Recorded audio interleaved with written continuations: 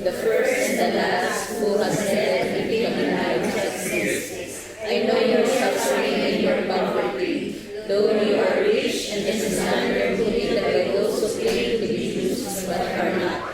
They are the synagogue of Satan. Don't be afraid what you are going to suffer. Look, the devil is going to put some of you into prison so that you may be tested. For 10 days you will undergo suffering. Be faithful until death, and I will give you the victor's crown of life. Let everyone listen to what the Spirit says to the churches. The one who conquers will never be hurt by the second death. Praise the Lord. So, let's continue. So, andito po tayo sa pangalawa, no? Smyrna. Ano yung church na ito?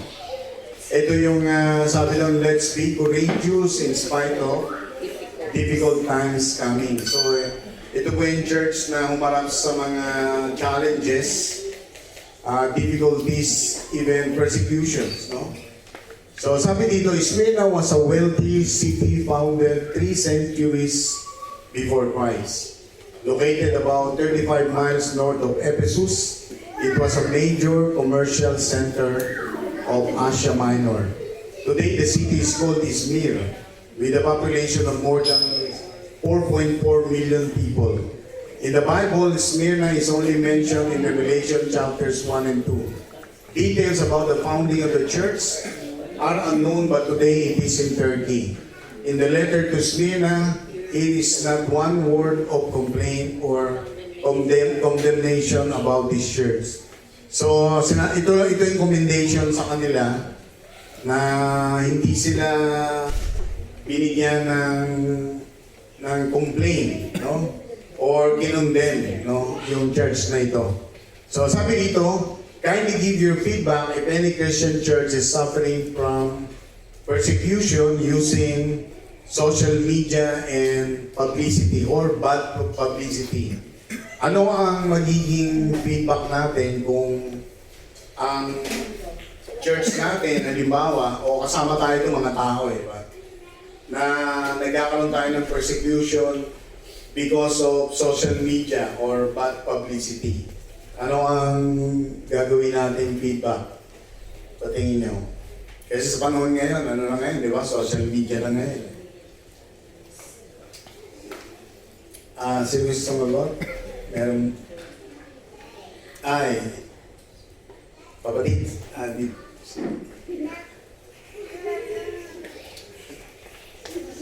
Yeah.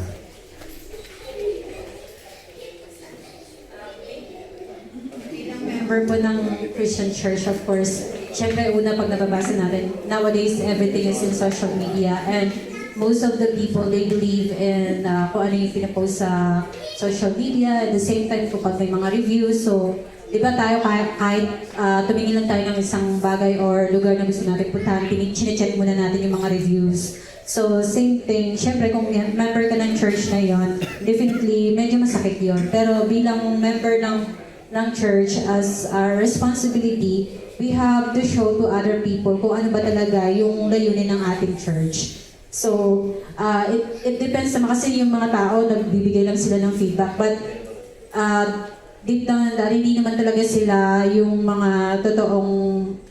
kasi you don't have to see kung ano yung pupuntahan mo. You have to see yung relationship niyo sa Lord. So, dapat yun ang ipaintindi natin sa ibang tao. It's not about the place na pupuntahan mo. It's about how you're gonna give a relationship with God. So, siguro bilang Kristiyano, yun yung ipaano natin sa ibang tao. Na hindi tayo pupunta sa church na yun or sa lugar na yun dahil bad feedback siya sa social media or sa mga reviews. But as a member of a Christian church, we have to spread the words of God, and at the same time, we have to encourage everyone not to look into the people, but we have to look into God. Yan, praise the Lord. So hindi natin maiwasan minsan yung mga negative, no? Negative feedback. Sabi nga, you can never please everyone. Kahit na sabihin natin kung ang church natin ay nagiging productive, gumagawa tayo ng maganda, outwardly, maraming nabuborn again, halimbawa, pero in spite of that, there may be some negative feedback pa rin na makakarinig tayo. In terms of, siyempre, outside world na tinatawag. So, kailangan maging ayos din ang ating relationship sa mga tao sa labas, no? Because of that reason. Now, dito, sabi dito, sa letter na sa Smyrna, Jesus was the real author of the letter. Sabi ko nga kanina, ang totoong pinanggalingan ng mga sulat na to ay walang iba kundi ang Panginoong Yesus. Sabi niya sa Revelations chapter 2 verse 8, to the messenger of the church in Smyrna write the first and the last who was dead and became alive. Wala namang first and last na nabuhay at namatay at nabuhay na maguli maliban kay Jesus, di ba? So siya yun, ibig sabihin. Siya yung nagpadala ng message kay John the Beloved upang isulat yan. Pakibasa itong Revelation 1:1-2. Yan, kapatid. The revelation from Jesus Christ, which God gave him to show His servants what must soon take place. He made it known by sending his angel to his servant John, who testifies to everything he saw. That is the word of God and the testimony of Jesus Christ. So, maliwanag na si Jesus Christ ang totoong pinanggalingan ng mga letters at pinasulat niya ito kay John the Beloved, no? Jesus would proclaim himself as the first and the last, the one who had gone through death and was now alive. Christianity, it has been said, is the only religion that does not follow a dead man. So Jesus reminded them that he had conquered death, and so would believers, even if it meant martyrdom. Ang ibig sabihin po nun na Christianity, it has been said, is the only religion that does not follow a dead man. Ibig sabihin, lahat po ng religions sa balat ng lupa, lahat ng kanilang sinamba, propeta, ala, o sino pa man, lahat yun ay namatay at nanatiling patay. Pero si Jesus Christ lang sa Christianity ang nagsabing siya ang totoong Diyos at totoong Panginoon. Siya ang lumikha ng langit at lupa, namatay nga siya, pero after 3 days siya ay nabuhay na maguli at nagpakita siya sa 500 tao, mahigit 50 na tumataas siya papuntang kalangitan. Nag-ascend siya sa heaven. So siya lang yung totoong Diyos na nanatiling buhay at mabubuhay magpakailan-kailan pa man. Amen? Palapakan natin ang Panginoon. So, give your opinion why Jesus made these letters and ask his disciple John to write it down. Ano sa tingin nyo ang dahilan? Bakit kaya nagsulat si Jesus nito? Ng mga letters na to? 7 letters, 7 churches. Ano kaya ang dahilan ng Panginoon na nagsulat siya ng letters? Any idea?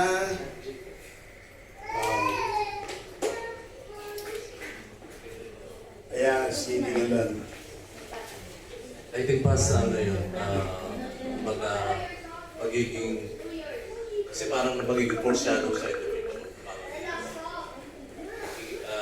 Pagka nangyayari talaga kasi ano talaga yan yung mga charges na na-establish. So ipinakita na ng Panginoon sa mga believer upang maging encouragement. Kumbaga may pattern na ito mangyayari ito sa iyo, sa akin, sa mga churches. So parang maging warning din sa akin kung paano tayo mag-faithful sa atin. Yan, oo.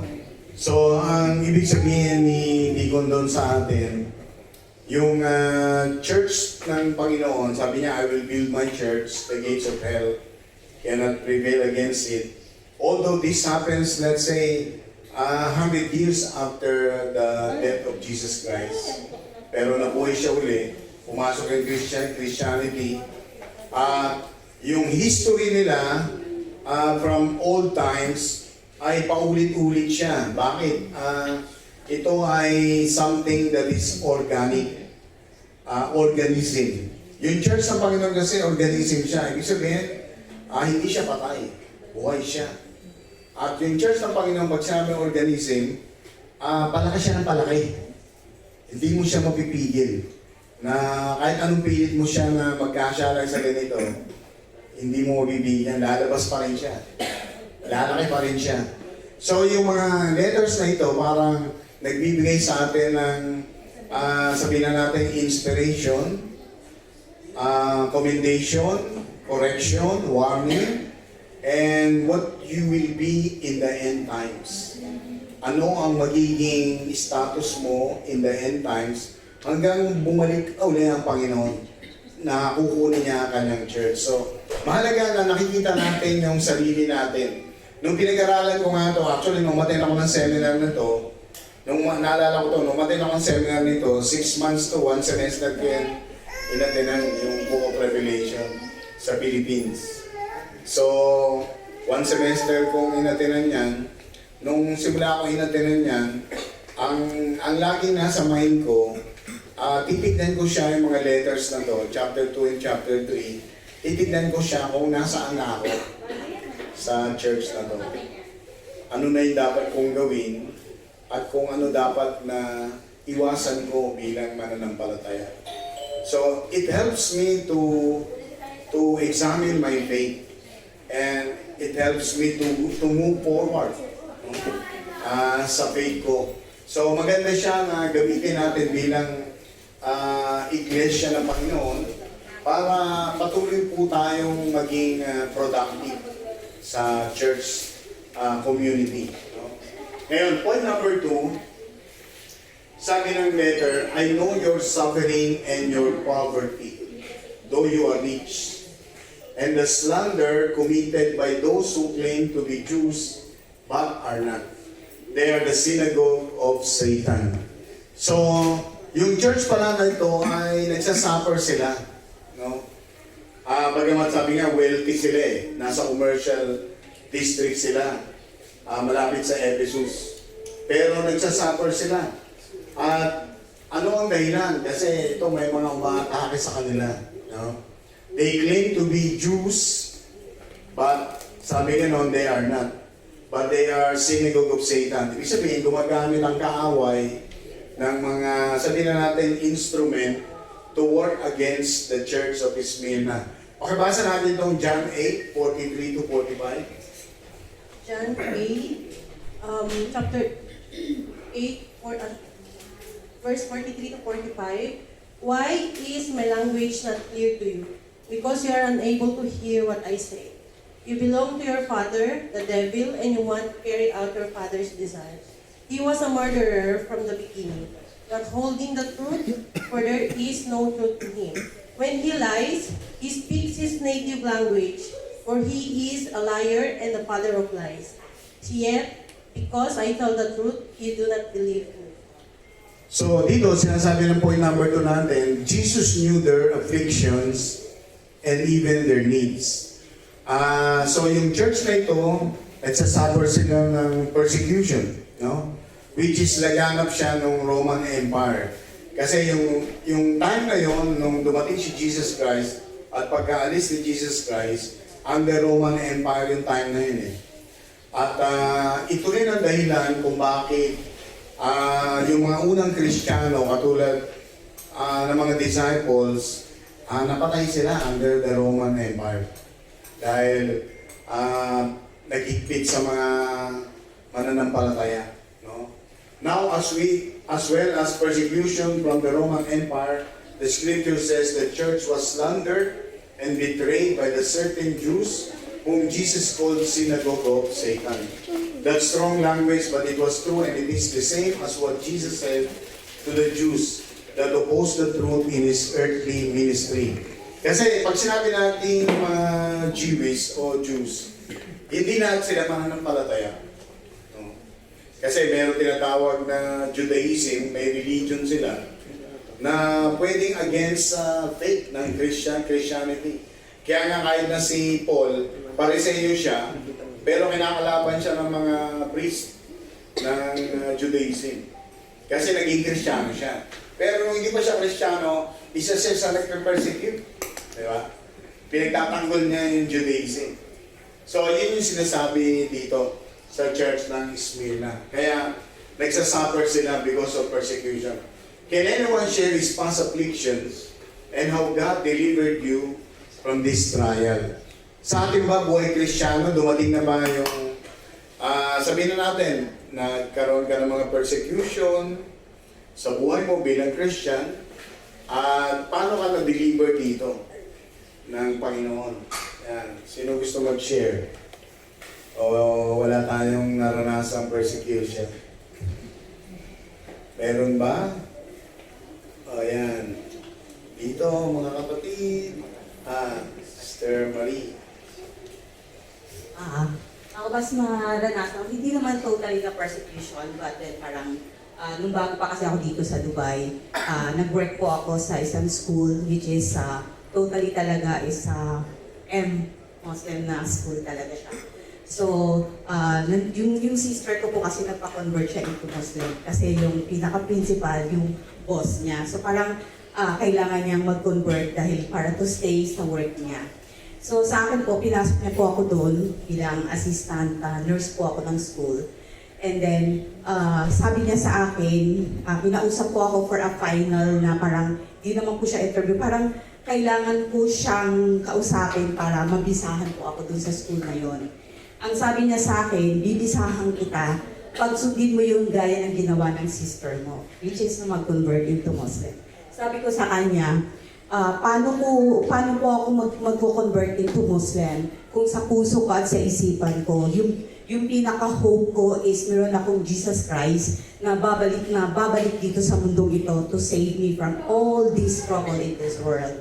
So, ang tagal po namin nag-discussion past, pero nanindigan po ako na yun po yung hope ko. Yung Jesus Christ, sabi niya sa akin, i-disown mo si Jesus Christ mo. Kasi sabi niya, hindi ko kasi maano na, hindi daw niya maano sa isip niya, bakit daw sinasamba natin si Jesus Christ na naging tao. Sabi ko sa kanya, yes, naging tao siya, but He is the Son of God. Sabi ko sa kanya, He is the coming Savior. He is only the one who can save us.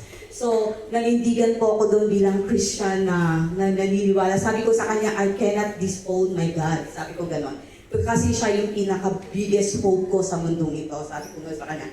Sabi niya sa akin, okay, sabi niya sa akin, kung hindi mo sundin yung aking gusto, I'm very sorry, hindi kita mabibisahan. Sabi ko naman sa kanya, don't worry about me, sir, because I have a big, big God. I have a Jesus Christ in my life. So, nagpapasalamat po ko kasi tunay na talagang, kung ikaw talaga, kasi that time, napakahirap pong mag-visa, that time. Napakahirap po, napakataas po ng standard kung paano ka-visahan. But then, kung sabi ko nga, ang inisip ko kasi, the Lord bring me here in this place. So, siya yung may obligasyon na manatili ako at mabigyan ng magandang work. So, 21 years na po ako nasa Dubai. So, yun po, all glory to God po. Wow, mayaman na to si sister, 21 years. Praise God. So dahil na-overcome niya yung trial na yun, ano? So ano na tayo, verse 10? Sabay-sabay natin basahin itong verse 10. Don't be afraid. Don't be afraid of what you are going to suffer. Look, the devil is going to throw some of you into prison so that you may be tested. And for 7 days you will understand faithful unto death, and I will give you the victor's crown of life.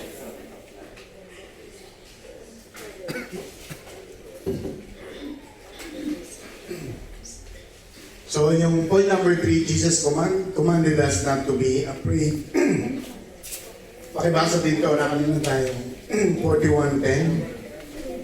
Brother. Chapter 41, verse 10. So do not fear, for I am with you. Do not be dismayed, for I am your God. I will strengthen you and help you.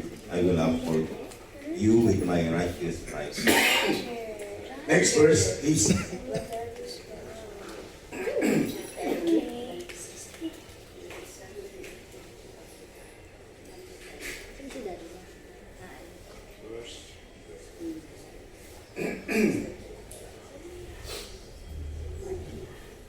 Verse 96, do not be afraid of them, for there is nothing concealed that will not be disclosed or hidden, that will not be made known.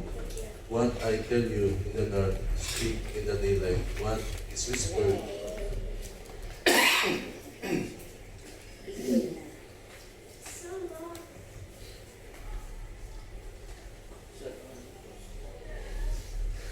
Yung 28.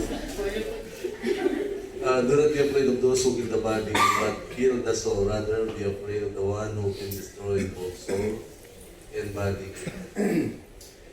So, dito maliwanag na sinasabi ng Panginoon yung don't be afraid. Actually, simula sa Old Testament, lahat ng mga sabihin na natin yung affliction, trouble, trial, na dinaanan ng mga anak ng Diyos, kung papansinin nyo, laging may sinasabi ang Lord na don't be afraid.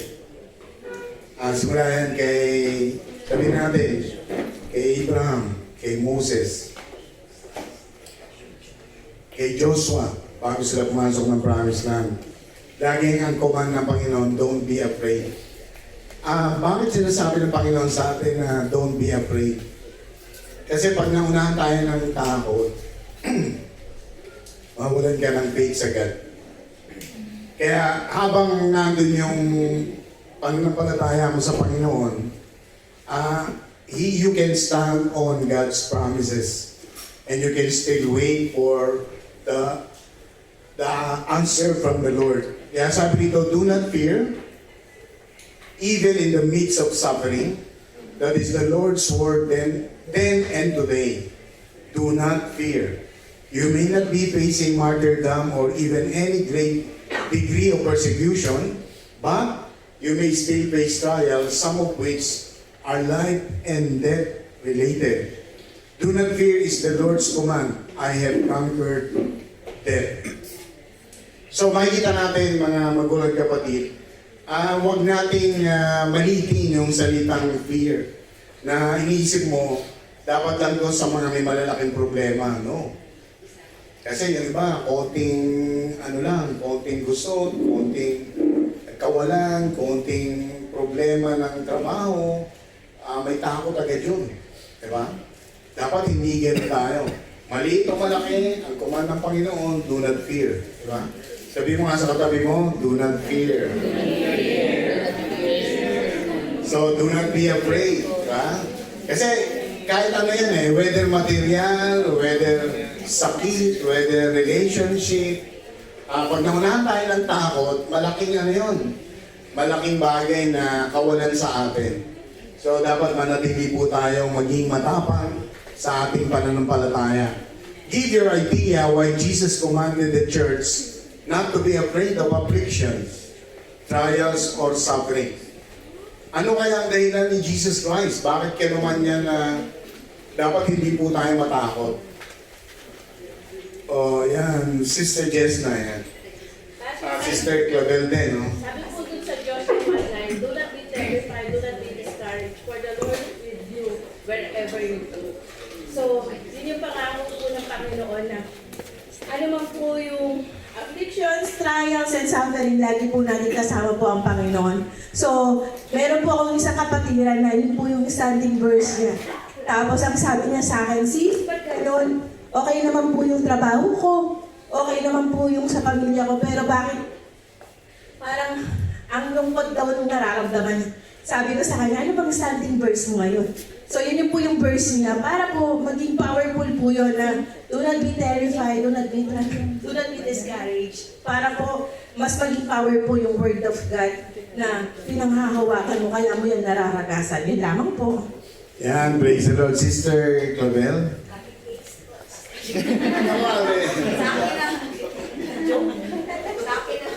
Sa akin po, because we all know that standing verse po sa akin, Sister Justice, John 16:33, because we know that in everything na panalo na po ng Panginoon sabi, but take heart, I have overcome the world. So we have hope po na kahit anong mangyari sa atin, ang lagi natin kasama ay ang Diyos po. Yun po. Amen. Yan, palapakan natin ang Panginoon. Dahil tuloy naalala nung si David lalaban sa kay Goliath.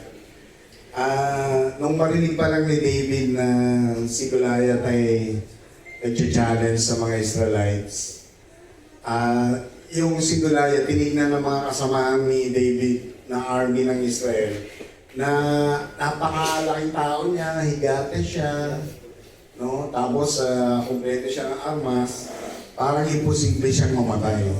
So ibig sabihin, nagkaroon ng takot lahat yung armies ng Israel. Pero si David, nung marinig niya pa lang yan, sabi niya, sino itong uncircumcised? Sabi niya nga agad, ganun ang salitaan eh. Sino itong hindi tinuli ang magsasalita laban sa aking Diyos? Yung tapang niya, iba, di ba? Hindi yun yung tapang na sa kanya. Yung tapang niya dahil na, sabi niya, sa aking Diyos, Diyos ng Israel.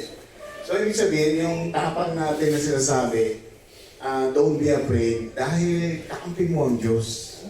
Amen. So, si David, yun ang ano niya, kakampi niya yung Diyos. Sabi niya, yung leon, yung bear, hindi ako napatay. Hindi ako nakagat. Ito pa kayang tao na to. Kaya gano'n ang tingin ni David. So, sa ating buhay, sa ating pananampalataya, dapat meron tayong ganong pinahawakan yung sino ito na pwedeng tumakot sa akin? Kakampi ko yung may gawa ng langit at lupa. Kakampi ko yung may hawak ng buhay niya at buhay ko. Sinong pwedeng kumalaban sa akin? Kakampi ko ang Diyos. Amen? Palapakan natin ang Panginoon. Sabi po ng last point natin, Jesus already conquered the second death. Sabi niya sa verse 11, let everyone listen to what the Spirit says to the churches. The one who conquers will never be hurt by the second death.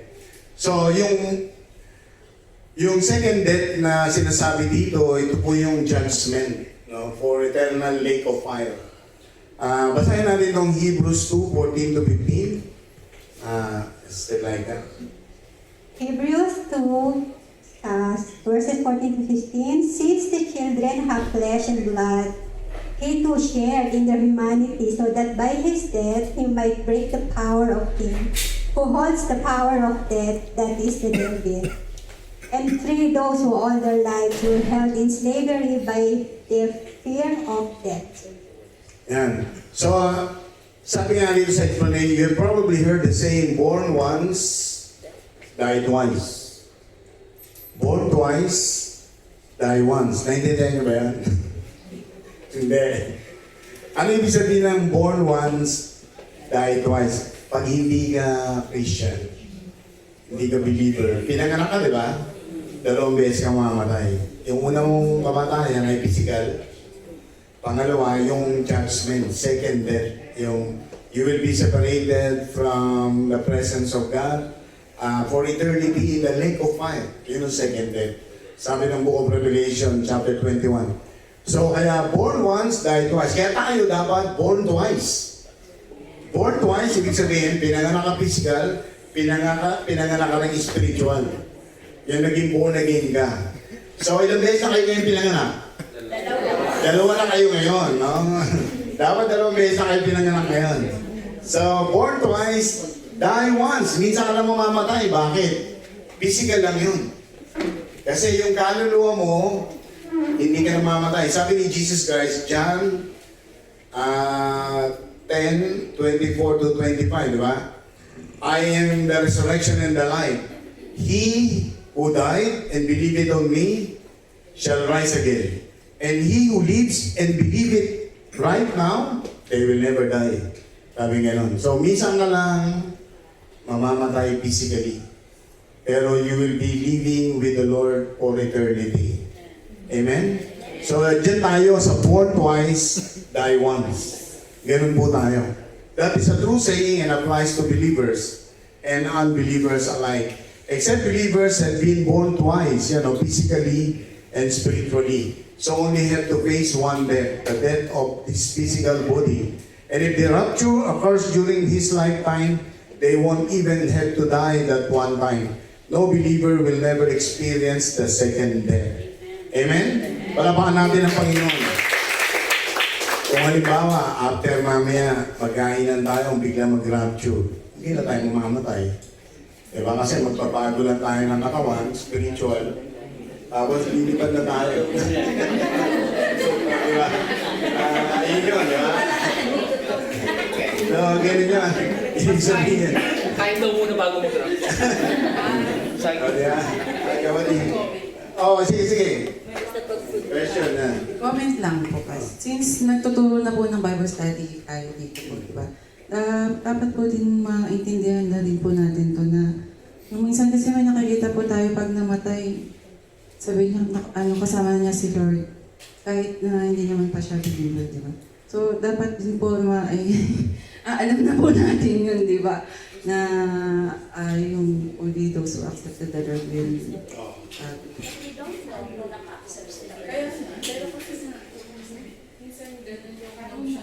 Basta, siguro, ang alam lang natin yung Hebrews 9:27. Sabi ng Hebrews 9:27, it is appointed to every man to die once and judgment comes afterwards.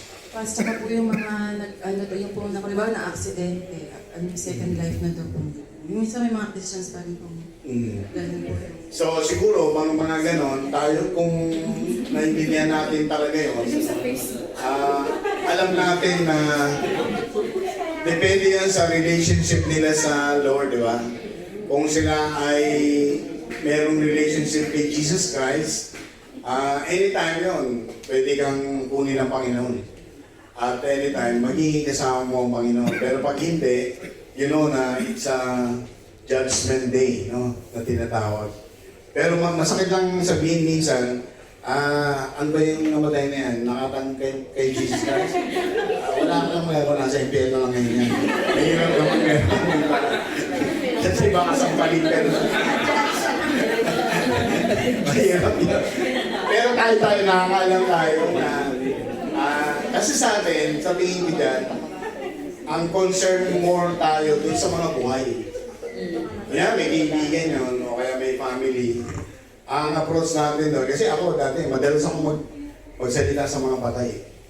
Kasi nung sa Philippines, pag may pupunta kami damay, laging akong magsalita sa patay. Kaya ang laging challenge na dapat gawin natin, doon sa mga nabubuhay. Hindi doon sa mga patay. Minsan nga, ano lang yun, drama lang yun. Kunyari, nakikita niyo ba yung bangkay na to? Bukas, ikaw. Pwedeng ikaw na dyan sa loob. Gano'n. Minsan, drama ka na dyan. Pero, totoo yun, di ba? Hindi mo alam, pwedeng ikaw na dyan. Pero ang tanong, nakakilala ka na ba sa Panginoon? Kasi kung nakakilala ka, iiwan mo yung katawan mo dyan, magiging alabok siya. Sabi ng Bible, babalik ka sa alabok. Pero yung kaluluwa mo, pupunta sa langit. Yun yung buhay na walang hanggan. So tayo, nakakaalam tayo ng gano'n. Kaya siguro, encouragement lang natin, yung sa mga buhay tayo mag-concentrate. Di ba? Yan, do you really believe that Christians have resurrections? Please explain why. Yan, ito dapat ang pag may nagtanong sa atin. Naniniwala ba kayo na meron kayong resurrection after death? Di ba? Yung mabubuhay ka uli. No? Paano natin ito ipapaliwanag? Sino gusto sumagot? Pero ba dyan? O dito naman, sister mo ka na, mukhang tahimik ka ata. Buti hindi ka sinisigaw, ang pangalan mo. Sister Mona. Pero Mona.